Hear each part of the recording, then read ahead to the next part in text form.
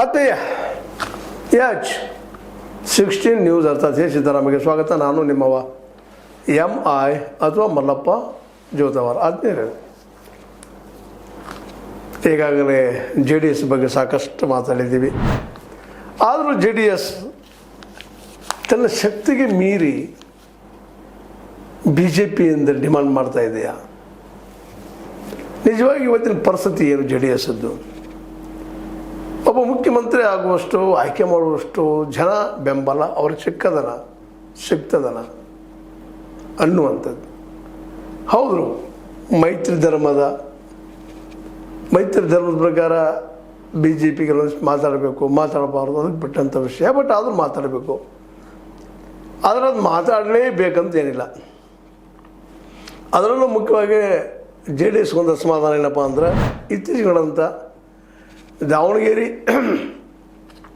ಬಾಗಲಕೋಟೆ ಎರಡೂ ಕ್ಷೇತ್ರಗಳಲ್ಲಿ ತಮ್ಮನ್ನು ಕೇಳಲಿಲ್ಲ, ಮಾತಾಡಲಿಲ್ಲ ಅನ್ನುವಂಥ ಒಂದು ಮಾತು ಇರ್ಬೋದು. ಅಲ್ಲಷ್ಟು ಏನೋ JDS ಕಾರ್ಯಕರ್ತರಿರ್ಬೋದು, ಅಥವಾ JDS ಹೆಸರು ಕೇಳಿರ್ಬೋದು.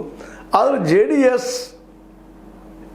ಒಂದು 30% ಆದರೂ ಮತಗಳನ್ನು ಪಡೆಯುವಷ್ಟು ಅದನ್ನು ಎರಡೂ ಕಡೆಗಳಲ್ಲೇ ಅದು ವಿಚಾರ ಮಾಡಿದಾಗ ಸಹಜವಾಗಿ ಅನಿಸ್ತದೆ ಅಷ್ಟಿಲ್ಲ ಅಂತೇಳಿ.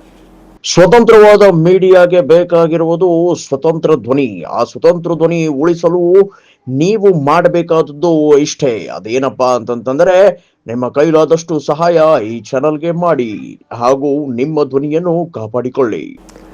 ಹೌದು, ಈ ರಾಜ್ಯದಲ್ಲಿ ಮೂರನೇ ದೊಡ್ಡ ಪಕ್ಷವಾಗಿ ಬೆಳಿಬೇಕಾಗಿತ್ತು, ಇಂಡಿಪೆಂಡೆಂಟ್ ಆಗಿ ಬೆಳಿಲಿಲ್ಲ.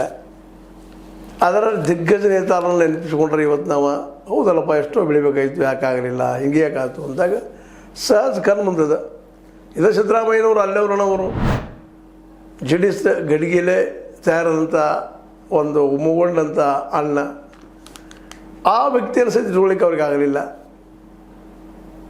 ಅದೇ ರೀತಿಯಾಗಿ ಕೇವಲ ತಮ್ಮ ಕುಟುಂಬ JDS ಅಂತ ತಮ್ಮ ಕುಟುಂಬದ JDS ಅನ್ನುವಂಗೆ ಮಾಡಿದ್ರಿಂದಾಗೆ ಇವತ್ತು ಈ ಪರಿಸ್ಥಿತಿ ಬಂದದ. ಮತ್ತು ಒಂದು ರಾಜಕೀಯ ನಿಲುವು ಅಥವಾ ಸಿದ್ಧಾಂತ ಇಲ್ಲ, ಅಧಿಕಾರ ಸಿಗೋಕೊಂಡ್ರೆ ಎತ್ತಾದರೂ ಹೋಗುವಂಥದ್ದು. ಒಮ್ಮೆ JDS ಇದ್ದಂಥದ್ದು ಕಾಂಗ್ರೆಸ್ಗೆ, ಇನ್ನೊಮ್ಮೆ BJPಗೆ ಅಧಿಕಾರ ಸಿಕ್ಕರೆ ಸಾಕಪ್ಪ. ಹೀಗಾಗಿ ಜನರ ವಿಶ್ವಾಸದ ಮೇಲೆ ಕಡಿಮೆ ಆಗ್ತಾ ಬಂದಿದೆ. ನಿಜವಾಗಿಯೂ ದೊಡ್ಡ ಪಕ್ಷವಾಗಿ ಬೆಳಿಬೇಕಾಗಿತ್ತು ಕರ್ನಾಟಕದಲ್ಲೇ, ಆಗಲಿಲ್ಲ. ಯಾಕಾಗಲಿಲ್ಲ ಅನ್ನೋದು ಕಾರಣ ಈಗಾಗಲೇ ನಿಮಗೆ ಹೇಳಿದಂಗೆ JDSನಲ್ಲಿದ್ದಂಥ ನಾಯಕರು ಒಬ್ಬೊಬ್ಬರಾಗಿ ಬಿಟ್ಟು ಹಂಗೆ ಒಬ್ಬೊಬ್ಬರು ಮೊನ್ನೆ GT ದೇವೇಗೌಡರು ಇದ್ದಂಗೆ ಇದ್ದಾರಲ್ಲೇ. ಹೀಗಾಗಿ JDS ಇವತ್ತೇನಪ್ಪ ಅಂದರೆ ಕರ್ನಾಟಕದಲ್ಲಿ ಆಟಕ್ಕುಂಟು ಲೆಕ್ಕಕ್ಕಿಲ್ಲ. ಇಂಥ ಪ್ರಸಂಗದಲ್ಲೇ ಸಹಜವಾಗಿ BJPಯನ್ನು ಕಟ್ಟಿ ಬೆಳೆಸಿ ಒಂದು ಹಂತಕ್ಕೆ ನಿಲ್ಲಿಸಿದಂತಹ, ಅದಕ್ಕಾಗಿ ಏನೇನೋ ತಪ್ಪು ಸುರಿವು ಕೆಲಸಗಳನ್ನು ಮಾಡಿದಂತಹ, ಕೆಲವೊಮ್ಮೆ ಅದರಿಂದ ಅನ್ಯಾಯ ಆಗ್ಯದ ನನಗನಿಸಿದಾಗ KGP ಕಟ್ಟಿದಂತಹ ಒಂದು ಪಕ್ಷವನ್ನು ಕಟ್ಟಿ ಅದನ್ನು ಸೋಲು ಗೆಲುವು ಅನುಭವಿಸಿದಂಥ ಯಡಿಯೂರಪ್ಪನವ್ರನ್ನ ಇವತ್ತು ರಾಜ್ಯ ಮಟ್ಟದಲ್ಲಿ ನೋಡಿದಾಗ ಯಡಿಯೂರಪ್ಪನವರ ಈ BJP ಈ JDSಗಿಂತಲೂ ಯಾವುದೇ ಪ್ರಮಾಣದಲ್ಲಿ ಕಡಿಮೆ ಇಲ್ಲ ಅನ್ನೋದ್ರ ಎರಡು ಮಾತಿಲ್ಲ. ಯಾಕಂದ್ರೆ BJP ಎರಡನೇ ದೊಡ್ಡ ಪಕ್ಷ, ಜೊತೆಗೆ ಒಂದು ರಾಷ್ಟ್ರೀಯ ಪಕ್ಷ, ಅದರ ಜೊತೆಗೆ ಕರ್ನಾಟಕದ ಒಬ್ಬ ಲೀಡರ್ ಇದಕ್ಕಿದ್ದಾರೆ ಯಡಿಯೂರಪ್ಪನವ್ರಿಗೆ ಸಹಜವಾಗಿ ಅವ್ರಿಗೂ ತಮ್ಮದೇ ಅಂತ ಆ್ಯಂಬಿಷನ್ಸ್ ಇದ್ದಾವೆ, ಗುರಿಗಳಿದ್ದಾವೆ. ಅದಕ್ಕಾಗಿ ಅದರಲ್ಲೂ ತನ್ನ ನಂತರ ತನ್ನ ಮಗನ ಬರಬೇಕು ಅನ್ನೋದು ಹಠನೂ ಅವರಿಗೆ ಅದ. ಆದರೆ ಅದು ರಾಷ್ಟ್ರೀಯ ಪಕ್ಷ ಆಗಿದ್ದರಿಂದಾಗಿ ರಾಷ್ಟ್ರೀಯ ನಾಯಕರನ್ನು ಒಪ್ಪಿಸ್ಕೊಂಡು ಮಾಡುವಂಥ ಕೆಲಸ ಅದರಲ್ಲೂ ಸಹಿತ ಯಶಸ್ವಿ ಆಗ್ತಾ ಬಂದಿದ್ದಾರೆ. ಹೇಗೋ ಏನೋ ಯಾವುದೋ ರೂಪದಿಂದ ಯತ್ನಾಳನ್ನ ಹೊರಗೆ ಹಾಕಿಬಿಟ್ರು ಸಂಯಮದಿಂದ. ಆ ಸಂದರ್ಭದಲ್ಲಿ ಯತ್ನಾಳರು ಎಷ್ಟೋ ಪ್ರೊವೊಕೇಟಿವ್ ಆಗಿ ಮಾತಾಡಿದ್ರು, ಇವತ್ತು ಮಾತಾಡ್ತಾ ಇರ್ತಾರೆ. ಅದ್ರ ಬಗ್ಗೆ ಲಕ್ಷ್ಯ ಕೊಡಲಾರದ ತಾವೊಬ್ಬ ಗಂಭೀರ ನಾಯಕನನ್ನು ತೋರಿಸ್ಕೊಳ್ತಾ, ನಾವು ವಾಜಪೇಯಿ ನಂತರ ನಂಬುವಂಥ ಒಬ್ಬ ವ್ಯಕ್ತಿ BJPಯಲ್ಲೇ ಸೌಮ್ಯವಾದಿ ಅನ್ನುವುದನ್ನು ಬಿಂಬಿಸ್ತಾ ಆದಷ್ಟು ಮುಸ್ಲಿಂ ಓಟ್ಗಳನ್ನು, ಇನ್ನೊಂದು ಓಟ್ಗಳನ್ನು ಪಡೆಯುತ್ತಾ ಬಂದಂಥ ಈ ವ್ಯಕ್ತಿ ಇವತ್ತು JDS ಕಣ್ಣಲ್ಲೇ ಕುಗ್ತಾ ಇರೋದು, ಅದರಲ್ಲೂ HDK ಅವ್ರ ಕಣ್ಣಲ್ಲಿ ಕುಗ್ತಾ ಇರೋದು ಯಾಕೋ ಏನು. ಯಾಕಂತಂದ್ರೆ ಸಹಜದ ಯಡಿಯೂರಪ್ಪನವ್ರು ತಮ್ಮ ಮಗಳನ್ನ ಈ ರಾಜ್ಯದ ಮುಖ್ಯಮಂತ್ರಿಗಳಾಗಿ ಮಾಡಬೇಕು ಅಥವಾ BJP ಅಧ್ಯಕ್ಷರನ್ನಾಗಿ ಮಾಡಬೇಕು ಅನ್ನೋದು ಅವರ ಸಹಜ ಅಭಿಪ್ರಾಯ. ಎಲ್ಲ ಪಾರ್ಟಿಗಳಲ್ಲದ ಸ್ವತಃ ಅವ್ರದ್ದು ನಮ್ಮ JDSದ್ದು. ಈ ಸಂದರ್ಭದಲ್ಲಿ ಅವ್ರನ್ನ ತಮ್ಮ ದೊಡ್ಡ ಪಕ್ಷ ಆಗಿರೋದ್ರಿಂದ ತಮ್ಮ ಮಗನ ಬೆಳೆಸೋದ್ರಲ್ಲಿ ಯಾವ ಆಶ್ಚರ್ಯವಿಲ್ಲ. ಅದೇ ರೀತಿಯಲ್ಲಿ ವಿರೋಧಿಗಳು ಇದ್ದಾರೆ ಅವ್ರನ್ನ ಎದುರಿಸುವಂಥವ್ರು, ಯತ್ನಾಳಾಗಿರ್ಬೋದು, ಇನ್ನುಳಿದವರಾಗಿರ್ಬೋದು, ಇವ್ರನ್ನ ಯಾವುದೂ ರೀತಿ ತಡೆಯಬೇಕಪ್ಪ ಅನ್ನುವಂಥವ್ರು. ಇದನ್ನು ಈ ಸಂದರ್ಭವನ್ನು ಉಪಯೋಗ ಮಾಡಿಕೊಂಡು JDS ಇದ್ದಿದ್ದು 50-60 ಗೆದ್ದು ತಾನು ಯಾಕೆ CM ಪೋಸ್ಟಿಗೆ ಪ್ರಯತ್ನ ಮಾಡಬಾರ್ದು ಅನ್ನುತ್ತೇಳಿ. ಈ CM ಪೋಸ್ಟ್ ಕೇಳುವಷ್ಟು ಶಕ್ತಿ ನಿಜವಾಗಿಯೂ JDS ಅದೇನಾ ಅಂತೇಳಿ ಇದನ್ನು ಸಹ JDS ವಿಚಾರ ಮಾಡಬೇಕಾಗಿದೆ, ದೇವೇಗೌಡರು ವಿಚಾರ ಮಾಡಬೇಕಾಗಿದೆ. ಯಾಕಂತಂದ್ರೆ ದೇವೇಗೌಡರಿಗೆ ತಮ್ಮ ಲಿಮಿಟೇಷನ್ ಏನು, ಇರು 2 ಸೀಟ್ ಬಂದವು, 2 ಸೀಟಿಗೆ ಒಂದು ಕೇಂದ್ರದಲ್ಲೇ ದೊಡ್ಡ ಮಿನಿಸ್ಟರ್ಶಿಪ್, ಉಕ್ಕು ಮತ್ತು ಈ ಮಿನಿಸ್ಟರ್ಶಿಪ್ ಕೊಟ್ಟಿದ್ದಾರೆ ಅವರು, ದೊಡ್ಡ ಮಿನಿಸ್ಟರ್ಶಿಪ್ ಅದು, ಓರ್ ಆ್ಯಂಡ್ ಐರನ್ ಇದ್ದ.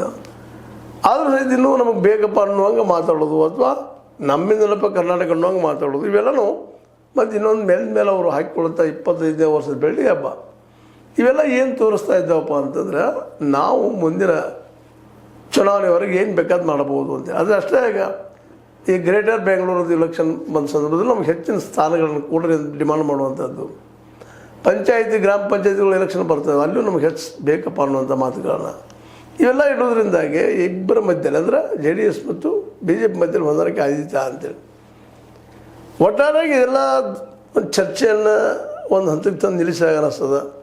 JDS ಇದ್ದಿದ್ದು ಇವತ್ತು ನೋಡ್ರಿ ಇತ್ತೀಚೆಗೆ ನಡೆದು 2 ಕ್ಷೇತ್ರ ಆಯಿತು, ದಾವಣಗೆರೆ ಮತ್ತು ಬಾಗಲಕೋಟೆ. ಇನ್ನೊಂದು ವಿಧಾನ ಪರಿಷತ್ ಸಂದರ್ಭ ನಮ್ಗೆ ಕೇಳಲಿಲ್ಲ, 3 ವಿಧಾನ ಪರಿಷತ್ ಸಂಬಂಧದಲ್ಲೇ BJP ನಮ್ಗೆ ಕೇಳಲಿಲ್ಲ ಅನ್ನುವಂಥದ್ದು.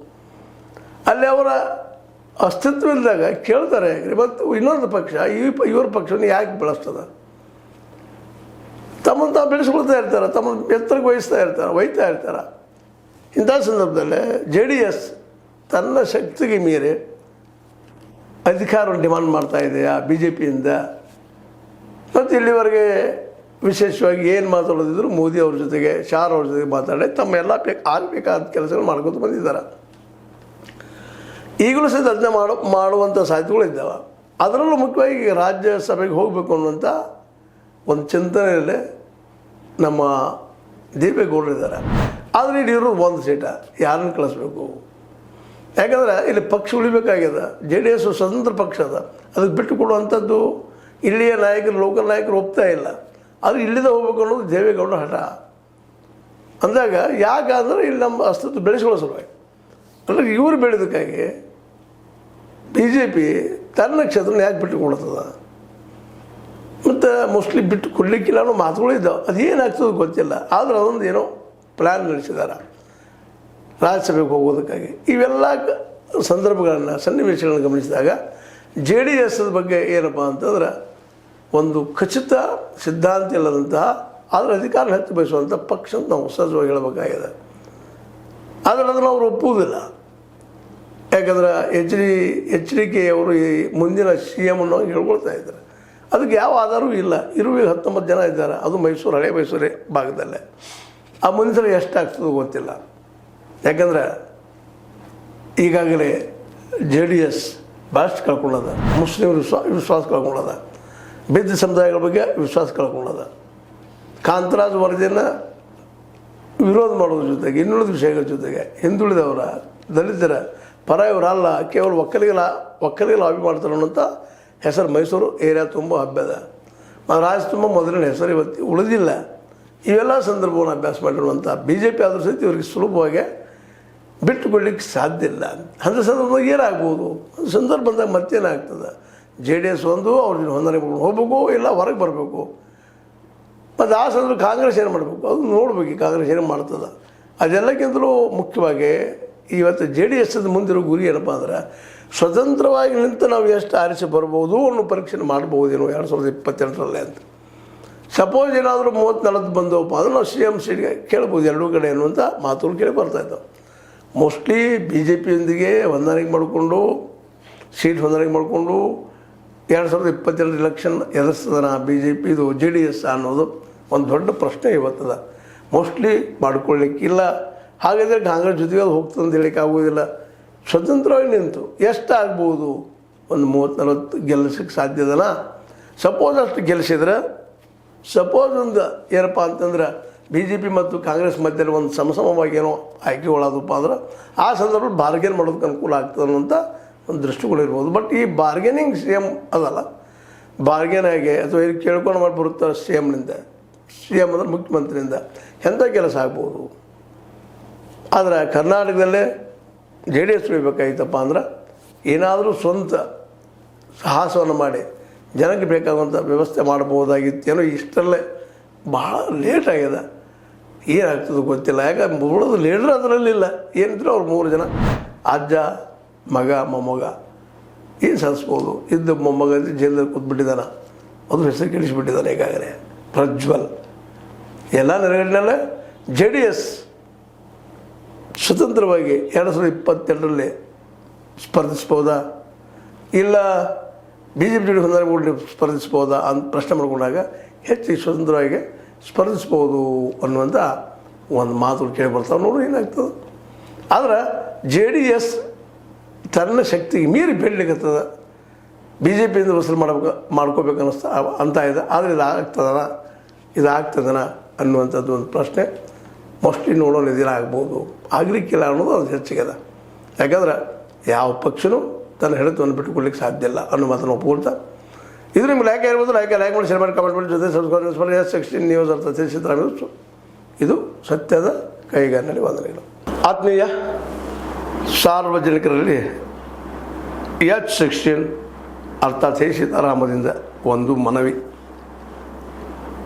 ಈ ಸಂಸ್ಥೆ ಭ್ರಷ್ಟಾಚಾರ, ಅನ್ಯಾಯ, ಅತ್ಯಾಚಾರಗಳಿಂದ ನೊಂದವರ ವೇದಿಕೆ, ಅನ್ಯಾಯಕೋರರ, ಭೂಗಳ್ಳರ, ನಶಾ ಸಾರಾಯಿ ಮಾಫಿಯಾಗಳ ವಿರುದ್ಧದ ಧ್ವನಿ, ರೈತರ, ಕೂಲಿಕಾರ, ಕಾರ್ಮಿಕರ, ಬಿದ್ದ ಸಮುದಾಯ ಜನರ ಧ್ವನಿ ಬೆಂಬಲವಾಗಿ ನಿಂತು ತನುಮನ ಧನದ ಸಹಾಯಕ್ಕೆ ಸಾರ್ವಜನಿಕರಲ್ಲಿ ಕೋರಿಕೆ.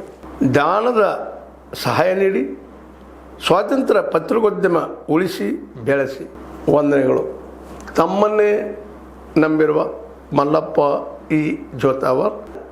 QR ಸ್ಕ್ಯಾನ್ ಮಾಡಿ ಅಥವಾ ಈ ನಂಬರ್ ಅಂದರೆ 7411402405ಗೆ ಇಲ್ಲ 9686864852ಗೆ ನೀವು ಫೋನ್ಪೇ ಮಾಡಿ, ಪೇಟಿಎಮ್ ಮಾಡಿ ಅಥವಾ ಇನ್ನಾವುದೇ ಮಾಧ್ಯಮದಿಂದ ಗೂಗಲ್ ಮೂಲಕ ಸಹಾಯ ಮಾಡಿ ಈ ಪ್ರಾಮಾಣಿಕ ಪತ್ರಿಕೋದ್ಯಮವನ್ನು ಉಳಿಸಿ ಅಂತ ಮತ್ತೊಮ್ಮೆ ಮನವಿ. ವಂದನೆಗಳು.